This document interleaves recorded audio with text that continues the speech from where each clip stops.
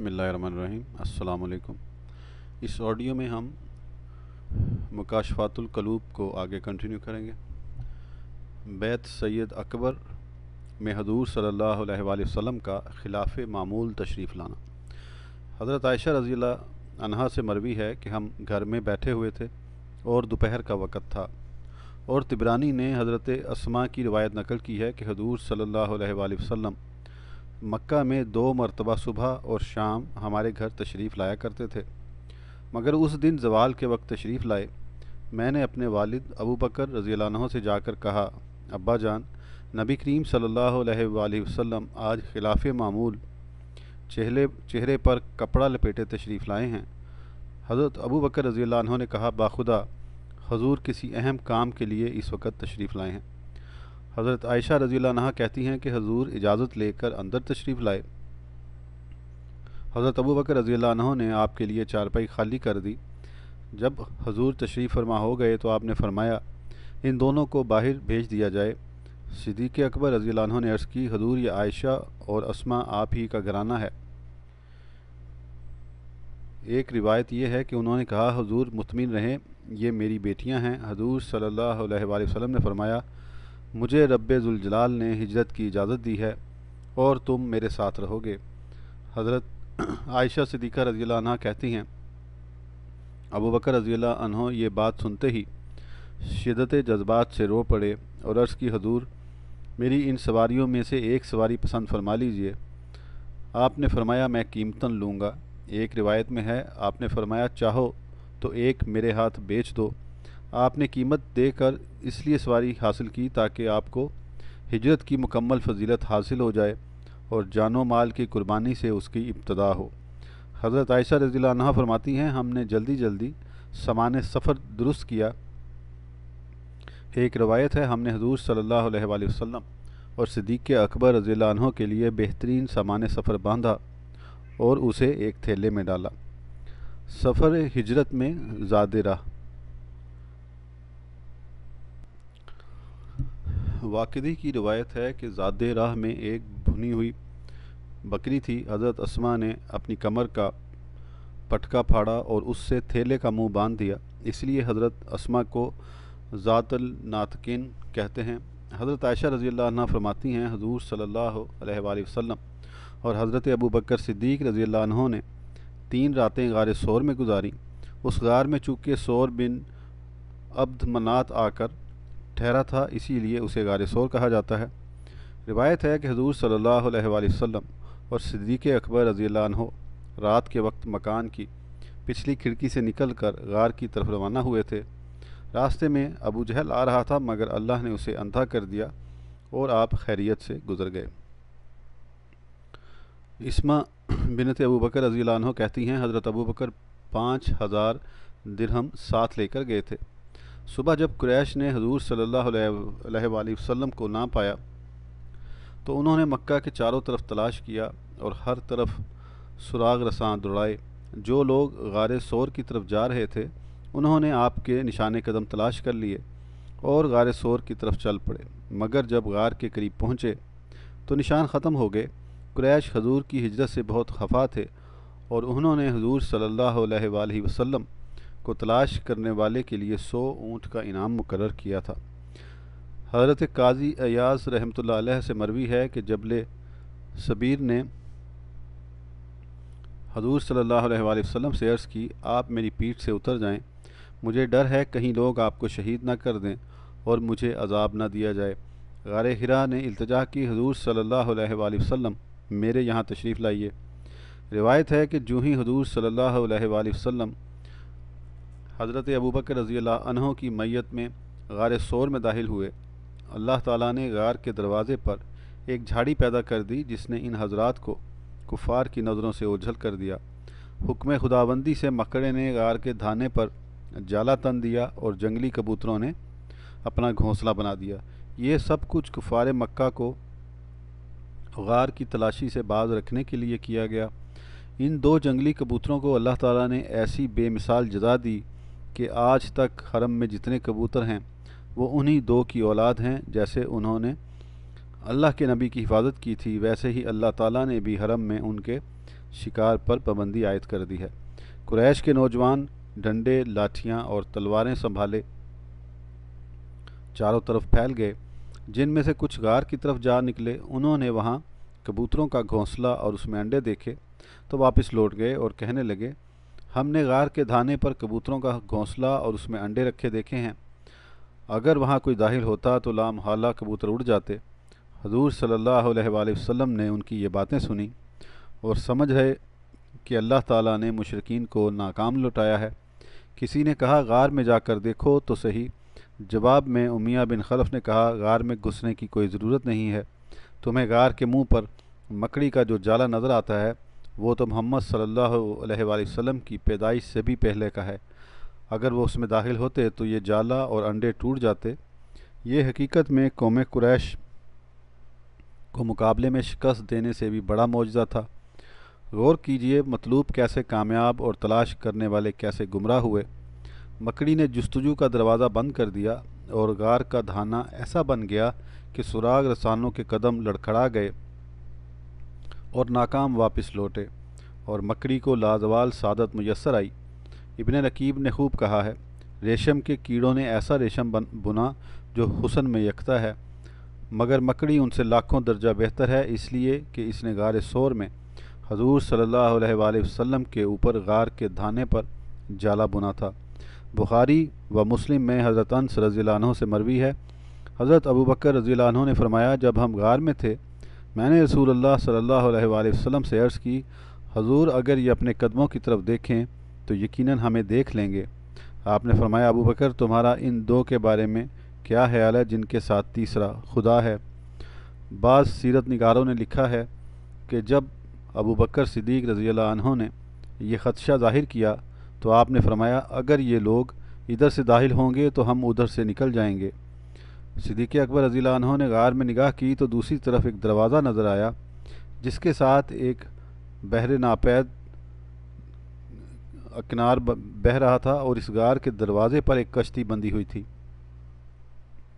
حضور صلی اللہ علیہ وآلہ وسلم پر قربان ہونا صدیق اکبر رضی اللہ عنہ کی دلی آرزو تھی۔ حضرت حسن بصری رضی اللہ تعالیٰ عنہ فرماتے ہیں، مجھے یہ خبر پہنچی ہے کہ جب ابوبکر صدیق رضی اللہ عنہ حضور صلی اللہ علیہ وآلہ وسلم کے ساتھ غار کی طرف جا رہے تھے تو حضرت ابوبکر کبھی حضور صلی اللہ علیہ وآلہ وسلم کے آگے چلتے اور کبھی پیچھے چلتے۔ حضور نے پوچھا، ایسا کیوں کرتے ہو؟ انہوں نے جواب دیا، مجھے تلاش کرنے والوں کا خیال آتا ہے تو میں آپ کے پیچھے ہو جاتا ہوں، اور جب گھات میں بیٹھے ہوئے دشمنوں کا خیال آتا ہے تو آگے آگے چلنے لگتا ہوں، مبادا آپ کو کوئی تکلیف پہنچے۔ حضور صلی اللہ علیہ وآلہ وسلم نے فرمایا، کیا تم خطرے کی صورت میں میرے آگے مرنا پسند کرتے ہو؟ عرض کی، رب ذوالجلال کی قسم میری یہی آرزو ہے۔ سبحان اللہ، سبحان اللہ۔ جب غار کے قریب پہنچے تو حضرت ابوبکر رضی اللہ عنہ نے کہا، حضور ٹھہریے، میں غار کو صاف کرتا ہوں، اور اندر پہنچ کر ہاتھوں سے ٹٹول کر غار کو صاف کرنا شروع کیا۔ جہاں کہیں کوئی سوراخ نظر آتا وہاں کپڑا پھاڑ کر اس کو بند کر دیتے، یہاں تک کہ سارا کپڑا ختم ہو گیا اور ایک سوراخ باقی رہ گیا۔ وہاں آپ نے اپنے پاؤں کا انگوٹھا رکھ دیا تاکہ کوئی چیز حضور صلی اللہ علیہ وآلہ وسلم کو تکلیف نہ دے۔ حضور صلی اللہ علیہ وآلہ وسلم غار میں داخل ہوئے اور ابو بکر رضی اللہ عنہ کی گود میں سر رکھ کر سو گئے۔ حضرت ابو بکر کو اس سوراخ سے سانپ نے ڈس لیا، مگر آپ نے پیر کو جنبش نہ دی کہ مبادا حضور صلی اللہ علیہ وآلہ وسلم کی آنکھ کھل جائے اور آپ کی نیند میں خلل پڑے۔ شدت تکلیف سے آپ کے آنسو حضور صلی اللہ علیہ وآلہ وسلم کے چہرے پر پڑے تو حضور کی آنکھ کھل گئی۔ پوچھا، ابو بکر کیا بات ہے؟ عرض کی، حضور سانپ نے ڈس لیا ہے۔ حضور صلی اللہ علیہ وآلہ وسلم نے لعاب دہن لگایا تو زہر کا اثر جاتا رہا۔ حضرت حسان بن ثابت رضی اللہ عنہ نے کیا خوب کہا ہے، ریشم کے کیڑوں سے ریشم حاصل کر کے عمدہ قسم کا لباس تیار کیا جاتا ہے، لیکن مکڑی کو اس بارے میں زیادہ فخر و مباحات حاصل ہے کیونکہ اس نے حضور صلی اللہ علیہ وآلہ وسلم کے واسطے غار ثور پر جالا بنا تھا۔ حضور صلی اللہ علیہ وآلہ وسلم نے جمعرات کے دن مکہ سے ہجرت کی، 3 راتیں غار ثور میں گزار کر یکم ربیع الاول شب دوشنبہ کو وہاں سے روانہ ہوئے اور 12 ربیع الاول کو مدینہ طیبہ پہنچے۔ ذکریہ نام کا ایک مشہور زاہد گزرا ہے۔ شدید بیماری کے بعد جب اس پر سکرات کا عالم طاری ہوا تو اس کے دوست نے اسے کلمہ کی تلقین کی، مگر اس نے منہ دوسری طرف پھیر لیا۔ دوست نے دوسری مرتبہ تلقین کی، لیکن اس نے ادھر سے ادھر منہ پھیر لیا۔ جب اس نے تیسری مرتبہ تلقین کی تو اس زاہد نے کہا میں نہیں کہتا۔ دوست یہ سنتے ہی بے ہوش ہو گیا۔ کچھ دیر بعد جب زاہد کو کچھ افاقہ ہوا، اس نے آنکھیں کھولی اور پوچھا تو نے مجھ سے کچھ کہا تھا؟ انہوں نے کہا ہاں، میں نے تم کو کلمہ کی تلقین کی تھی، مگر تم نے 2 مرتبہ منہ پھیر لیا اور تیسری مرتبہ کہا میں نہیں کہتا۔ زاہد نے کہا بات یہ ہے کہ میرے پاس شیطان پانی کا پیالہ لے کر آیا اور دائیں طرف کھڑا ہو کر مجھے وہ پانی دکھاتے ہوئے کہنے لگا تمہیں پانی کی ضرورت ہے؟ میں نے کہا ہاں۔ کہنے لگا کہو عیسیٰ اللہ کے بیٹے ہیں۔ میں نے منہ پھیر لیا۔ تو دوسرے رخ کی طرف سے آ کر کہنے لگا، میں نے پھر منہ پھیر لیا۔ جب اس نے تیسری مرتبہ عیسیٰ اللہ کے بیٹے ہیں کہنے کو کہا تو میں نے کہا میں نہیں کہتا۔ اس پر وہ پانی کا پیالہ زمین پر پٹک کر بھاگ گیا۔ میں نے تو یہ لفظ شیطان سے کہے تھے، تم سے تو نہیں کہے تھے، اور پھر کلمہ شہادت کا ذکر کرنے لگا۔ حضرت عمر بن عبدالعزیز رضی اللہ عنہ سے مروی ہے کہ کسی نے اللہ تعالیٰ سے سوال کیا مجھے انسانی دل میں شیطان کی جگہ دکھا دے۔ خواب میں اس نے شیشے کی طرح صاف شفاف ایک انسانی جسم دیکھا جو اندر باہر سے یکساں نظر آ رہا تھا۔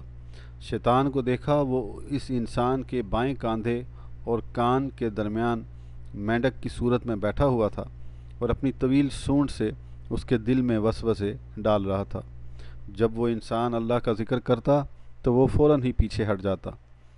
اے رب ذوالجلال، ختم المرسلین صلی اللہ علیہ وآلہ وسلم کے طفیل، ہمیں شیطان مردود کے تسلط سے بچا، ہمیں حاسد زبان سے نجات بخش اور اپنے ذکر و شکر کی توفیق عنایت فرما، آمین، بجاہ سید المرسلین صلی اللہ علیہ وآلہ وسلم۔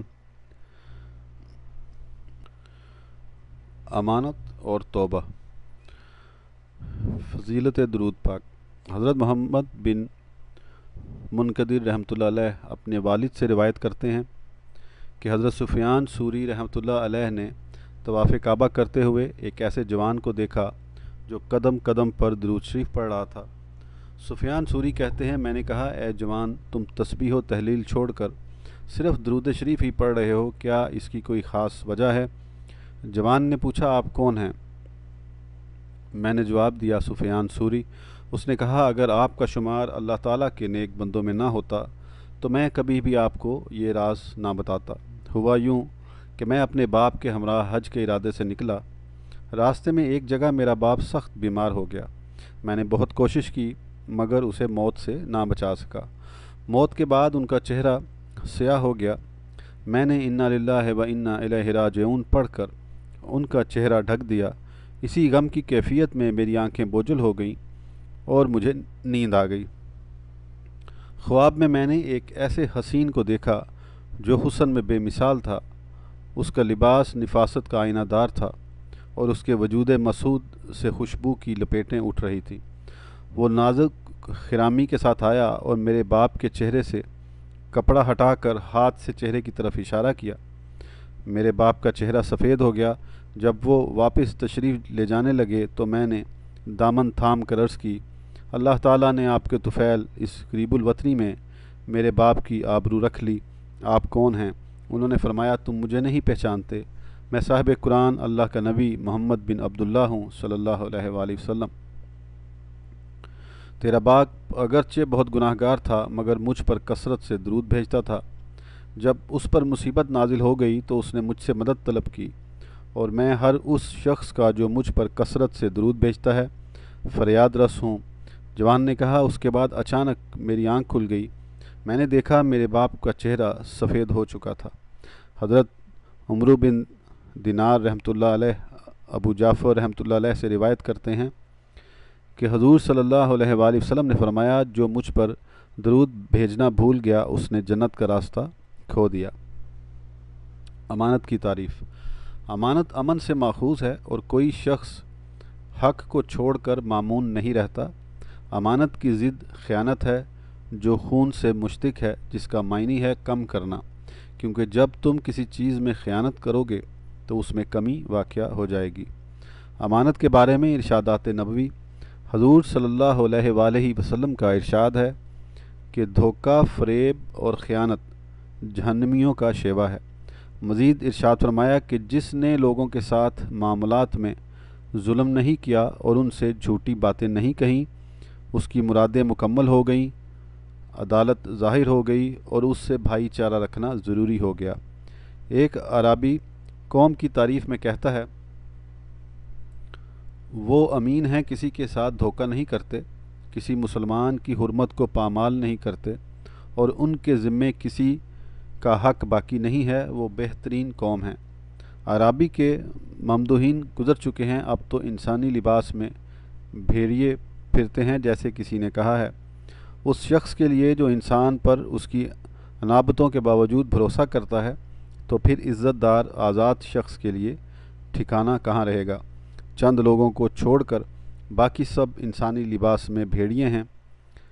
ایک اور شاعر کہتا ہے، وہ لوگ چلے گئے جن کے فراق میں کہا جاتا تھا، کاش یہ شہر ویران ہو جاتے اور قیامت آ جاتی۔ حضرت حذیفہ رضی اللہ عنہ سے مروی ہے، حضور صلی اللہ علیہ وآلہ وسلم نے فرمایا کہ عنقریب امانت اٹھا لی جائے گی، لوگ باہم تجارت کریں گے مگر امین کوئی نہ ہوگا، یہاں تک کہ کہا جائے گا فلاں قبیلہ میں فلاں آدمی امین ہے، یعنی امین آدمی ڈھونڈنے سے بھی نہیں ملے گا۔ توبہ کا وجوب۔ توبہ کا وجوب آیات قرآنی اور احادیث سے ثابت ہے، فرمان الہی ہے۔ اس آیت میں اللہ تعالیٰ نے مومنوں کو حکم دیا ہے کہ وہ توبہ کریں تاکہ ان کو فلاح میسر ہو۔ دوسری آیت میں ہے، لفظ نصوح نسا سے ماخوذ ہے، جس کے معنی ہیں خالصتاً اللہ تعالیٰ کے لیے توبہ کرنا، جو تمام عیوب سے پاک ہو۔ توبہ کی فضیلت اللہ تعالیٰ کے اس فرمان سے ثابت ہوتی ہے، بے شک اللہ تعالیٰ توبہ کرنے والوں اور پاک رہنے والوں کو محبوب رکھتا ہے۔ اور فرمان نبی صلی اللہ علیہ وآلہ وسلم ہے، توبہ کرنے والا اللہ کا دوست ہے اور توبہ کرنے والا اس انسان کی طرح ہے جس نے کوئی گناہ نہ کیا ہو۔ ترجمہ کنز ایمان۔ اور اللہ کی طرف توبہ کرو اے مسلمانوں، سب کے سب، اس امید پر کہ تم فلاح پاؤ۔ پارہ 18 النور 31۔ ترجمہ کنز ایمان۔ اے ایمان والو، اللہ کی طرف ایسی توبہ کرو جو آگے کو نصیحت ہو جائے۔ پارہ 28 التحریم 8۔ ترجمہ کنز ایمان۔ بے شک اللہ تعالیٰ پسند رکھتا ہے بہت توبہ کرنے والوں کو اور پسند رکھتا ہے ستھروں کو۔ پارہ 2 البقرہ 222۔ توبہ کے بارے میں ارشاد نبویہ۔ فرمان نبوی ہے کہ رحمت خداوندی کو انسان کی توبہ سے زیادہ مسرت ہوتی ہے۔ جو ہلاکت خیز زمین میں اپنی سواری پر کھانے پینے کا سامان لادے سفر کر رہا ہو اور وہاں آرام کی غرض سے رک جائے، وہ سر رکھے تو اسے نیند آ جائے، جب سو کر اٹھے تو اس کی سواری ماں سامان کے غائب ہو اور وہ اس کی جستجو میں نکلے، یہاں تک کہ شدت گرمی اور پیاس سے بدحال ہو کر اسی جگہ واپس آ جائے جہاں وہ پہلے سویا تھا، اور موت کے انتظار میں اپنے بازو کا تکیہ بنا کر لیٹ جائے۔ اب جو وہ جاگا تو اس نے دیکھا کہ سواری ماں سامان اس کے قریب موجود ہے۔ اللہ تعالیٰ کو بندے کی توبہ سے اس سواری والے شخص سے بھی زیادہ خوشی ہوتی ہے جس کا سامان جاگنے کے بعد اس کو مل گیا ہے۔ حضرت حسن رضی اللہ عنہ سے مروی ہے کہ جب اللہ تعالیٰ نے حضرت آدم علیہ السلام کی توبہ قبول فرمائی تو فرشتوں نے انہیں مبارکباد پیش کی۔ جبریل و میکائیل علیہ السلام حاضر ہوئے اور کہا، اے آدم، آپ نے توبہ کر کے اپنی آنکھوں کو ٹھنڈا کر لیا۔ آدم علیہ السلام نے فرمایا، اگر اس توبہ کی قبولیت کے بعد رب سے پھر سوال کرنا پڑا تو کیا ہوگا؟ اللہ تعالیٰ نے آدم علیہ السلام پر وحی نازل فرمائی کہ اے آدم، تو نے اپنی اولاد کو محنت اور دکھ تکلیف کا وارث بنایا اور ہم نے انہیں توبہ بخشی۔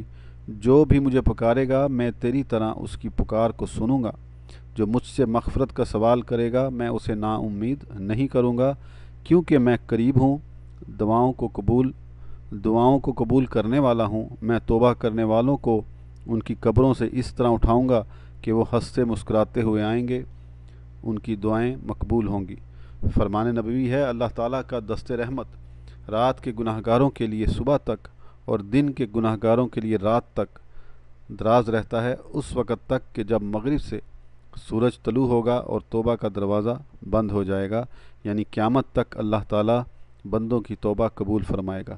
رسول خدا صلی اللہ علیہ وآلہ وسلم کا ارشاد گرامی ہے کہ اگر تم نے آسمان کے برابر گناہ کر لیے اور پھر شرمندہ ہو کر توبہ کر لی تو اللہ تعالیٰ تمہاری توبہ قبول کر لے گا۔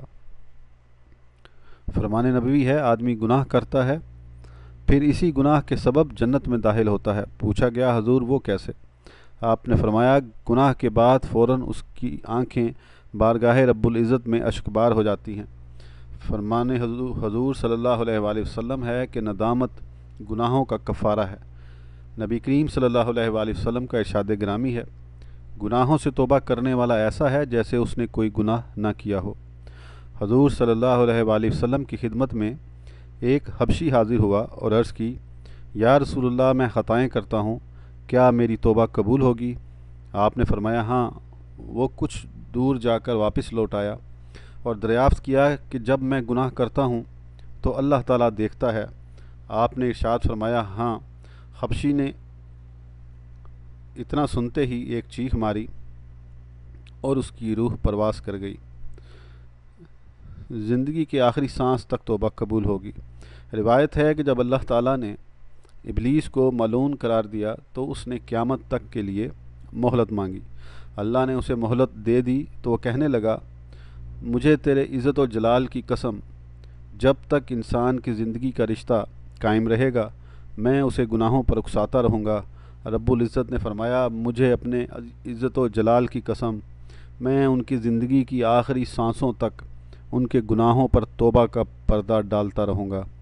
فرمان رسول اللہ صلی اللہ علیہ وآلہ وسلم ہے نیکیاں گناہوں کو اس طرح دور لے جاتی ہیں جیسے پانی میل کو بہا لے جاتا ہے، دور کر دیتا ہے۔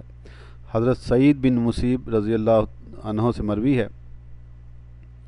کہ یہ آیت فَإِنَّهُ كَانَ لِلْأَوَّابِينَ غَفُورًا اس شخص کے بارے میں نازل ہوئی جو گناہ کرتا پھر توبہ کر لیتا، پھر گناہ کرتا اور پھر توبہ کر لیتا تھا۔ اس آیت کا ترجمہ کنز الایمان میں ہے تو بے شک وہ توبہ کرنے والوں کو بخشنے والا ہے۔ پارہ 15 بنی اسرائیل 25۔ حضرت فضیل رحمۃ اللہ علیہ کا قول ہے رب ذوالجلال کا ارشاد ہے گناہ گاروں کو بشارت دے دو اگر وہ توبہ کریں تو میں قبول کر لوں گا۔ صدیقین کو متنبہ کر دیجئے کہ اگر میں نے اعمال کا وزن کیا تو انہیں عذاب سے کوئی نہیں بچا سکتا۔ حضرت عبداللہ بن عمرو رضی اللہ عنہما کا ارشاد ہے جو گناہوں کی یاد میں پشیمان ہو گیا اور اس کا دل خوف خدا سے کام کیا اس کے گناہوں کو محو کر دیا جاتا ہے۔ باب توبہ کبھی بند نہیں ہوتا۔ حضرت ابن مسعود رضی اللہ عنہ سے ایک شخص نے دریافت کیا میں گناہ کر کے انتہائی شرمندہ ہوں، میرے لیے توبہ ہے؟ آپ نے منہ پھیر لیا۔ جب دوبارہ اس شخص کی طرف دیکھا تو آپ کی آنکھوں سے آنسو روا تھے۔ فرمایا جنت کے 8 دروازے ہیں، کھولے بھی جاتے ہیں اور بند بھی کیے جاتے ہیں سوائے باب توبہ کے، وہ کبھی بھی بند نہیں ہوتا اور اسی کام کے لیے اس پر ایک فرشتہ مامور ہے، عمل کرتا ہے رہ اور رب کی رحمت سے نا امید نہ ہو۔ روایت ہے کہ بنی اسرائیل میں سے ایک جوان شخص نے 20 سال متواتر اللہ تعالیٰ کی عبادت کی، پھر 20 سال گناہوں میں بسر کیے۔ ایک مرتبہ آئینہ دیکھا تو اسے داڑھی میں بڑھاپے کے آثار نظر آئے۔ وہ بہت غمگین ہوا اور بارگاہ رب العزت میں گزارش کی اے رب ذوالجلال میں نے 20 سال تیری عبادت کی، پھر 20 سال گناہوں میں بسر کیے، اب اگر میں تیری طرف لوٹ آؤں تو مجھے قبول کر لے گا؟ اس نے ہاتف غیبی کی آواز سنی، وہ کہہ رہا تھا تو نے ہم سے محبت کی، ہم نے تجھے محبوب بنایا، تو نے ہمیں چھوڑ دیا، ہم نے تمہیں چھوڑ دیا، تو نے گناہ کیے، ہم نے مہلت دے دی، اب اگر تو ہماری بارگاہ میں لوٹے گا تو ہم تجھے شرف قبولیت بخشیں گے۔ توبہ کے بارے میں سرور کونین صلی اللہ علیہ وآلہ وسلم کا ارشاد گرامی۔ حضرت ابن عباس رضی اللہ عنہما سے روایت سے مروی ہے کہ حضور صلی اللہ علیہ وآلہ وسلم نے فرمایا جب بندہ توبہ کرتا ہے اللہ تعالیٰ اس کی توبہ قبول کر لیتا ہے۔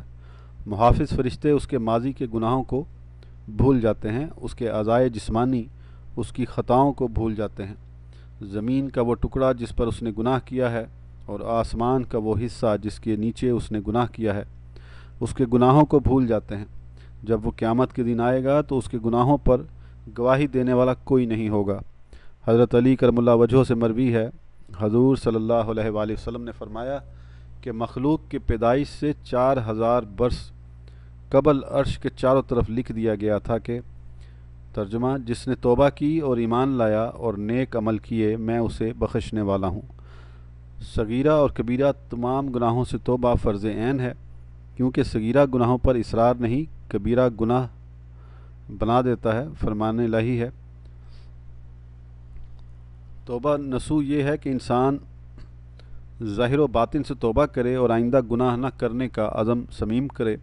جو شخص ظاہری طور پر توبہ کرتا ہے اس کی مثال ایسے مردار کی ہے جس پر ریشم و کم خواب کی چادریں ڈال دی گئی ہوں اور لوگ اسے حیرت و استعجاب سے دیکھ رہے ہوں۔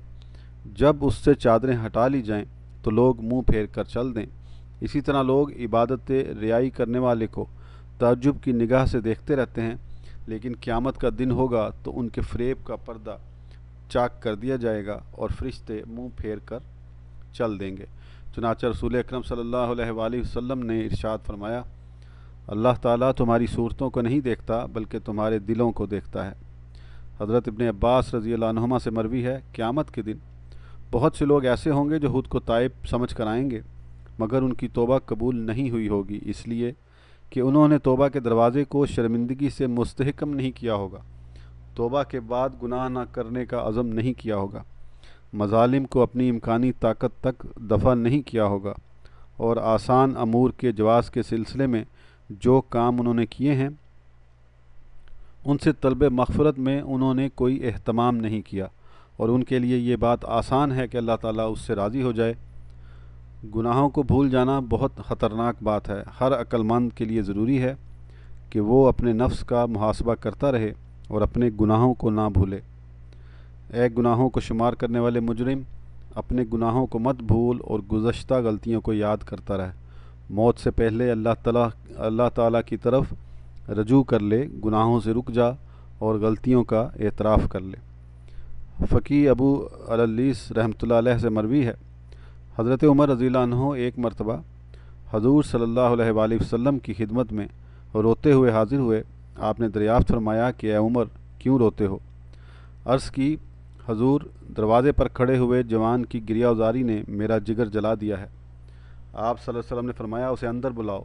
جب جوان حاضر خدمت ہوا تو آپ صلی اللہ علیہ وآلہ وسلم نے پوچھا، اے جوان، تم کس لیے رو رہے ہو؟ عرض کی، حضور، میں اپنے گناہوں کی کثرت اور رب ذوالجلال کی ناراضگی کے خوف سے رو رہا ہوں۔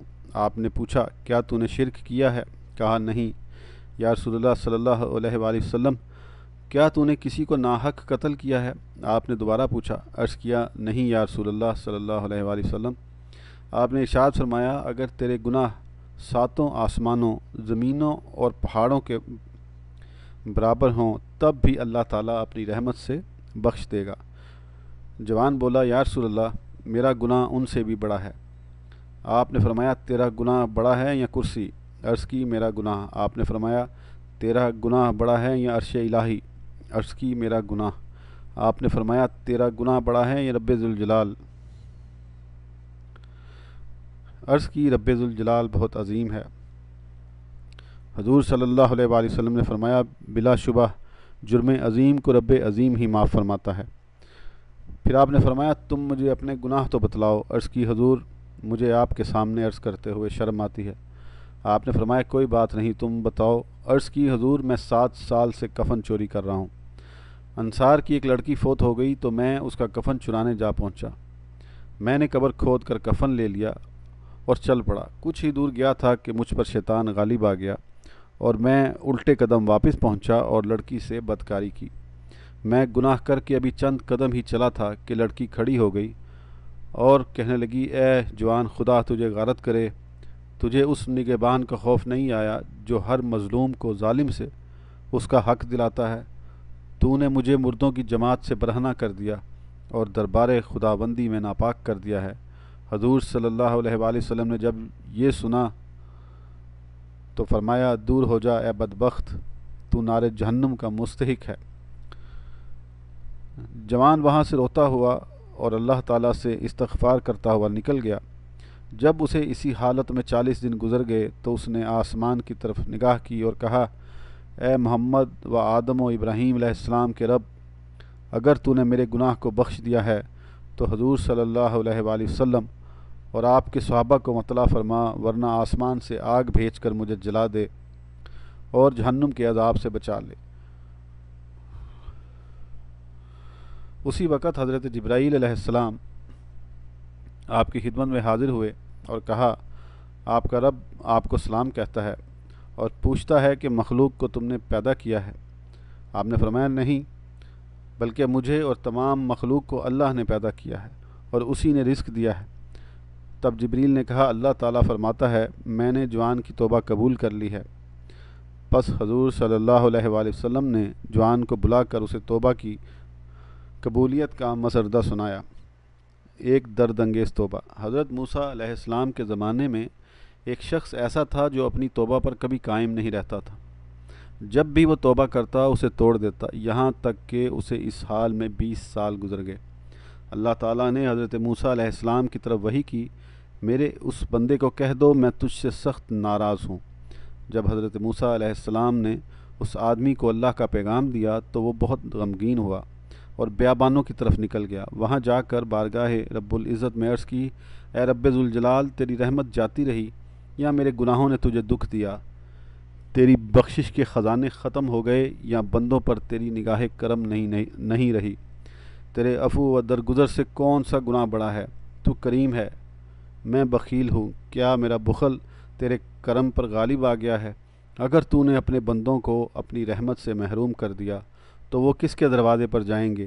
اگر تو نے انہیں راندہ درگاہ کر دیا تو وہ کہاں جائیں گے؟ اے رب قادر و قہار، اگر تیری بخشش جاتی رہی اور میرے لیے عذاب ہی رہ گیا ہے تو تمام گناہ گاروں کا عذاب مجھے دے دے، میں ان پر اپنی جان قربان کرتا ہوں۔ اللہ تعالیٰ نے موسیٰ علیہ السلام سے فرمایا، جاؤ